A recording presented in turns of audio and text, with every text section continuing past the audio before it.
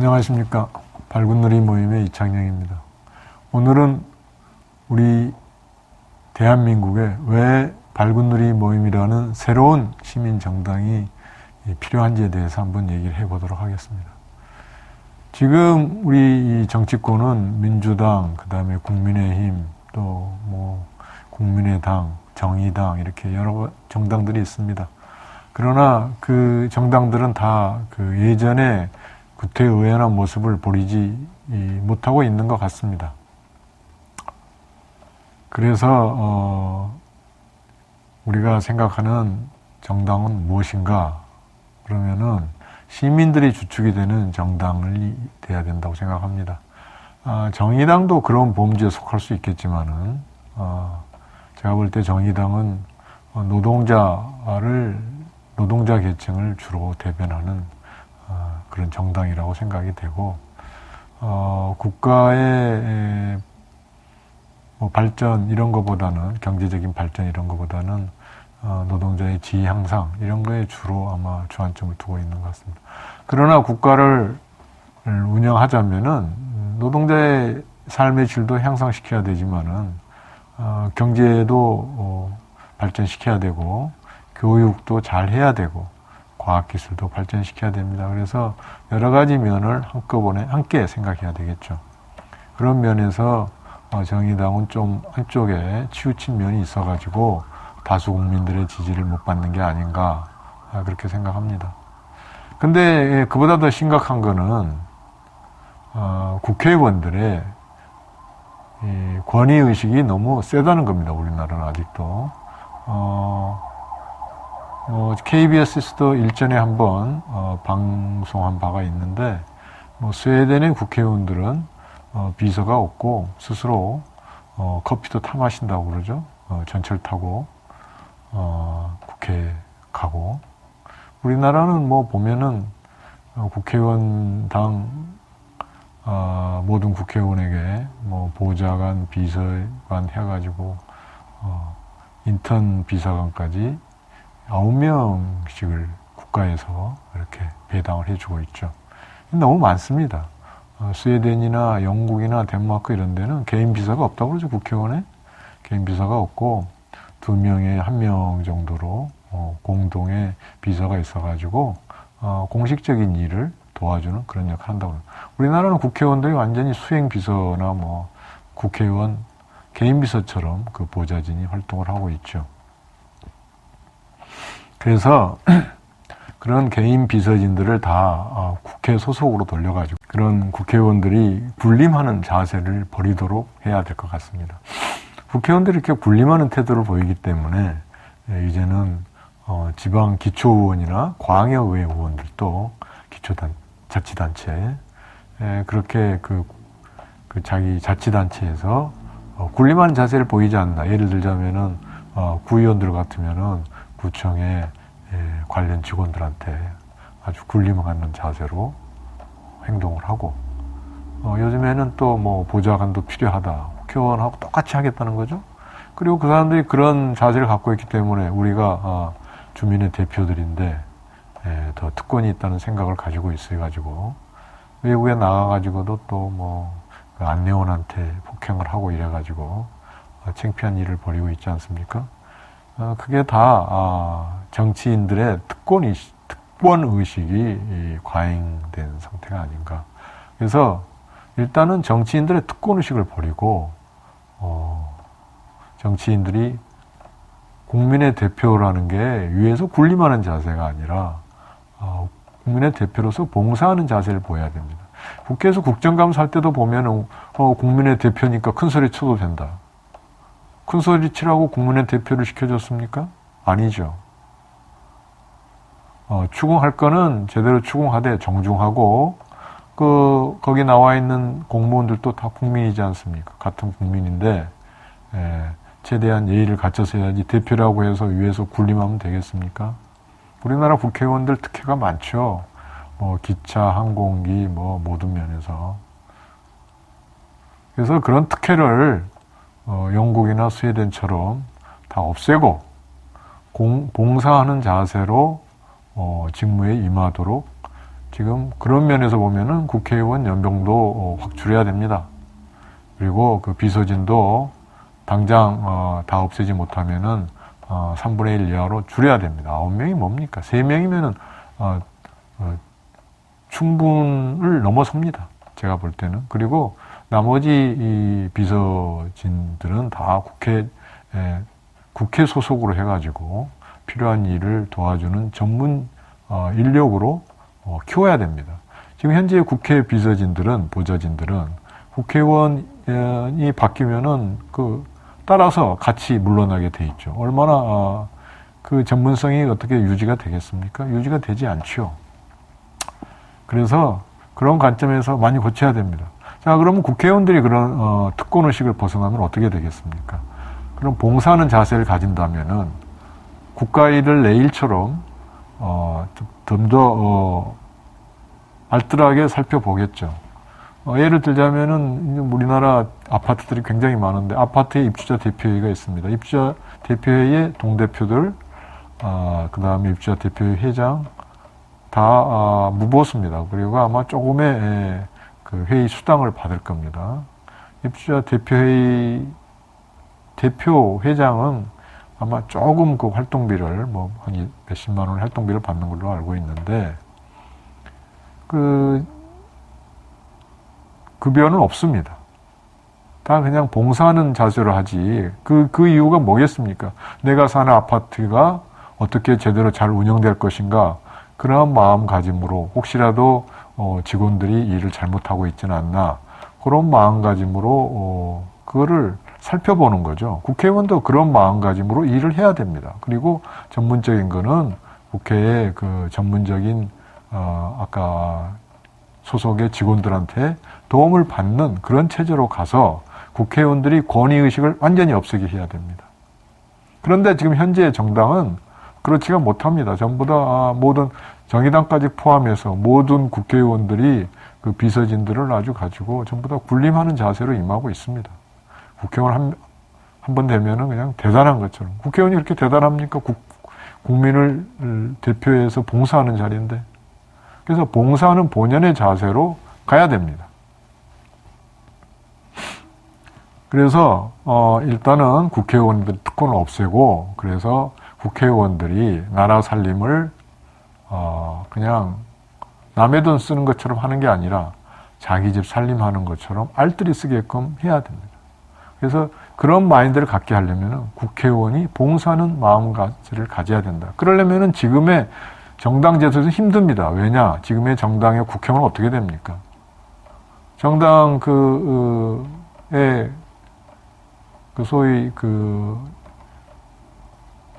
힘이 있는 사람들, 대표라든가 힘 있는 계파의 실력자라든가 이런 사람들한테 잘 보여야지 국회의원에 공천되지 않습니까?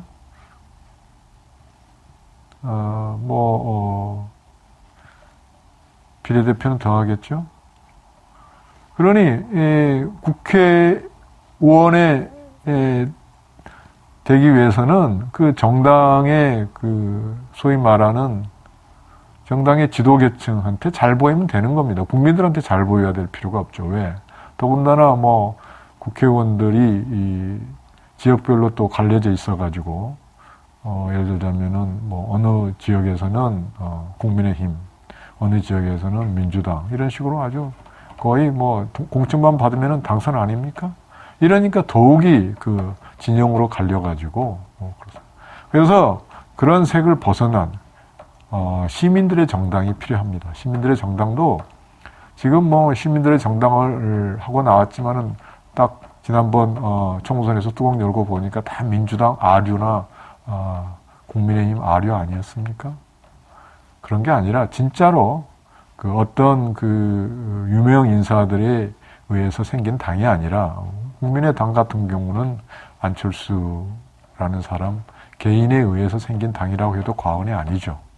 그런 당이 아니라 진짜 일반 시민들이 모여가지고 이태리의 오송운동이 그렇다고 그러죠. 일반 시민들이 모여가지고 온라인이나 네트워크로 플랫폼 정당을 만들어가지고 그 시민 구성원들이 거기서 제안을 하고 전체에 참여하는 사람들이 온라인으로 의견을 모아가지고 정책도 결정하고 후보자도 결정하고 그래야 됩니다.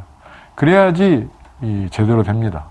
그래서 우리는 발군놀이 모임을 통해서 우리나라 최초의 그러한 온라인 플랫폼 정당을 만들고자 합니다. 그러나 현재 우리나라 정치 제도가 정당을 만들기 굉장히 어렵게 되어 있습니다. 10개의 시도 지부, 광역시나 도 지부에서 5개인가요? 5개에서 1000명 이상의 당원이 돼야지, 5000명이 돼야지 정당을 허용해 줍니다. 소위 이 선진 외국에서 그런 나라는 없습니다. 정당 만들기 그렇게 어렵게. 지금 그러니까 어떻게 보면은 사다리 걷어차기나 진입 장벽이죠. 우리나라는 정치를 자유롭게 할 수 있게 해야 될 텐데 정치하는 걸 막습니다. 정당 어떤 개인들이 해가지고 5,000명을 어떻게 모읍니까? 그것도 5개 지부 이상에서 각각 1,000명 이상씩. 굉장히 어렵습니다. 그래서 여러분들 발군놀이 TV를 보시는 여러분들이 적극 참여해서 그렇게 만들 때만이 이태리 오송운동까지 오송운동과 같은 시민정당을 만들 수가 있습니다. 네. 그러면 우리 발군놀이 모임은 뭘 지향하느냐? 현재 우리 대한민국은 초저출산, 세계에서 유례가 없죠. 가임 여성 평균 출산율 0.9명이라고 그러지 않습니까? 우리나라가 0.9명이 지금 밑으로 내려갔다고 그러죠, 작년에. 그래서 작년 출생아 수가 30만이 안 됐죠. 27만 명이 됐다고 그러는데 불과 20여 년 전만 하더라도 거의 50만 명, 60만 명 1년에 그렇게 출생했습니다. 그러니 지금 인구가 지금 거의 나라가 그냥 그것 때문에 쇠멸할 정도로 빠르게 지금 감소하고 있습니다. 그러니까 지금 불과 2, 3년 전만 하더라도 30여만 명이었는데 한 2, 3년 사이에 5, 6만 명의 출생아 수가 줄어들었습니다. 그게 심각한 문제죠. 1년에 그래서 만약에 이렇게 계속 지금 매년은 지금 2000년대 이후에 계속 출생아 수가 줄어들고 있는데 출산율도 줄어들고 있고 한 번도 그 추세가 멈춘 적이 없습니다. 슬로우 된 적이 없어요. 자, 그래서 지금 추세가 계속 작년은 재작년에 비해서 10% 줄었다고 그러죠. 출생아 숫자가. 근데 거기에 더해서 결혼하는 숫자도 거의 매년 10% 이상씩 줄어들고 있습니다. 결혼하는 사람들이 줄어들고 출생아 숫자가 줄어들고 이거는 그냥 그 설상가상이죠. 그래서 이대로 3, 4년이 지속된다면은 1년에 연 20만도 될 수가 있습니다. 3, 4년 후에는 출생아 수 연 20만. 연 20만이면은 굉장히 적은 겁니다. 1900년대 초반으로 돌아갑니다. 우리나라 인구가. 20만 연 출생이면은 그 출생아들이 다 100세까지 다 산다고 그래도 전체 인구가 2천만 밖에 안 됩니다. 2천만. 지금 5천만인데 2천만으로 줄어들면 어떻게 되겠습니까? 나라가 아주 큰 공경에 처하게 되겠죠. 그 사이에 예를 들자면 2, 3년 사이에 인구가 절반으로 줄어든다. 나라가 그러한 급격한 변화를 경제라든가 모든 면에서 나라가 지탱하기가 어려워집니다. 그래서 그거는 최대한 천천히 저출산을 지금 현상을 막고 다시 출산율을 끌어올려야 됩니다. 이웃 일본이 재작년에 1.4명이 조금 넘게 출산율이었는데 1인당, 가임 여성 1인당. 근데 아베 총리가 국난에 준하는 사태다. 그래가지고, 국난에 준하는 비상사태다. 그래가지고, 거기에 대한 범국가적인 대책을 지금 마련하겠다. 그러고 나섰지 않았습니까? 우리나라는 누가 그런 경고를 바라고 있습니까? 1.0명 떨어진 지가 벌써 2, 3년이 지났습니다. 그런데 우리나라 지도자 누구도 거기에 대해서 경고를 바라고 있지 않습니다. 이래서는 안 됩니다. 정치 지도자들이 이렇게 무책임해서는 안 됩니다. 우리나라 미래에 대한 책임감이 하나도 없어요. 발군놀이 모임은 그래서 이 초저출산을 추세를 되돌리기 위해서는 먼저 그 환경을 바꿔야 됩니다. 지금처럼 출산수당, 육아수당 주면은 애 낳겠습니까? 애 키우는 거, 보육이 힘들고, 애들 교육시키는 거, 얼마나 경쟁이 치열하고 교육비가 많이 들어가고 사교육비가 많이 들어갑니까? 그런 지금 현실에서 누가 애를 낳아서 키우려고 엄두를 못 내죠. 그래서 결혼을 한 사람들도 되도록이면 애를 한 명 이상은 낳지 않으려고 하고 자신이 없으니까. 더군다나 결혼 못한 사람들은 그게 어려워가지고 아예 결혼할 엄두를 못 내는 거 아닙니까? 그래서 뭐 결혼을 안 하고 혼자 살겠다는 사람은 어쩔 수 없지만은 그래도 결혼을 하고 싶은 마음이 있는데 못하는 사람들이 결혼을 해서 아이들을 낳을 수 있게끔 그 환경을 고쳐야 됩니다. 그러면 어떻게 해야 되느냐? 국가가 보육과 교육을 책임져야 됩니다. 그게 바로 북유럽 국가와 소유럽 국가들, 그러니까 뭐 스웨덴, 핀란드, 노르웨이, 덴마크, 독일, 프랑스가 그런 방향으로 지금 나아가고 있습니다. 이미 그런 방향으로 나아가서 어느 정도 정착이 됐죠. 그래서 우리나라는 요즘에 기본소득 말하는 정치인들이 있지만은 기본소득을 논하기 전에 기본소득 주려면은 한 달에 10만 원씩 줘도 연 50조가 넘습니다. 연 50조면은 우리나라 전체 예산, 1년 예산의 10분의 1입니다. 우리나라 초, 중고등학교에 선생님 다 급여 줘야죠. 학생들 가르치는 그 비용 돼야죠. 유지비 해서 그게 한 5, 60조 정도 됩니다. 연. 엄청난 돈이죠. 근데 그거를 1인당 월 10만 원 정도 줘가지고 다 이렇게 찍바셔버리면은 뭐 받는 개인 입장에서는 매달 10만 원 용돈 10만 원 정도 받으면은 기분은 좋겠지만은 그게 뭐 그렇게 큰 도움이 되겠습니까? 일단은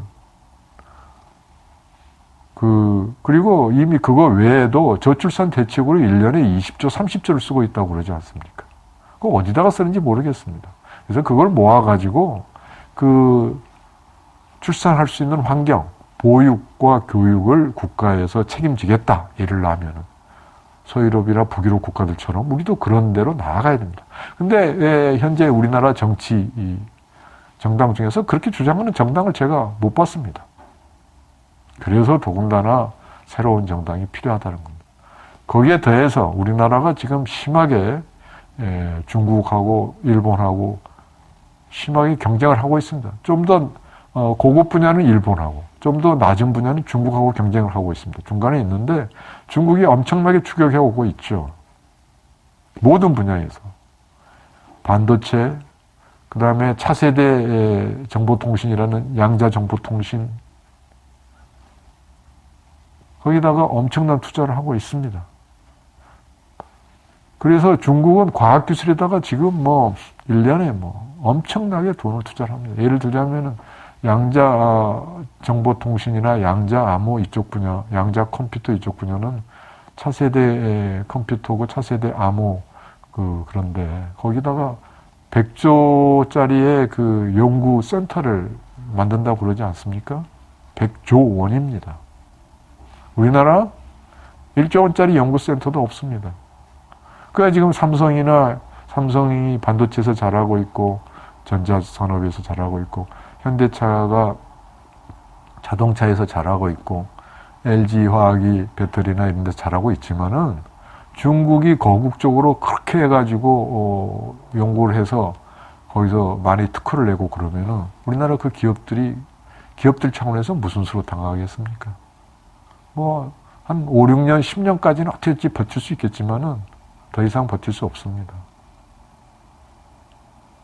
그래서 과학기술에도 국가에서 주도적으로 그 비전을 가지고 투자를 해야 됩니다. 지금까지 정치인들 보면은 전혀 그런 데 대한 인식이 없습니다. 그래서 밝은 누리 모임은 보육하고 교육을 국가가 책임져 가지고 저출산 추세를 되돌리고 과학기술을 발전시켜 가지고 우리나라의 산업 경쟁력을 계속 유지 발전시켜가는 그런 일을 할 것입니다. 더하여 지금 현재 기후변화로 전 세계가 아주 위기에 처해 있습니다. 우리나라도 빨리 원자력 발전과 재생에너지, 태양광, 그 다음에 풍력, 이거를 조화롭게 발전시켜야 됩니다. 지금처럼 원자력은 무조건 싫다 해가지고 없애버리면은 석탄 발전소도 계속 짓고 있고 LNG 발전소도 계속 짓지 않습니까? 그게 다 지구온난화를 일으키는 온실가스를 발생시킵니다. 이산화탄소.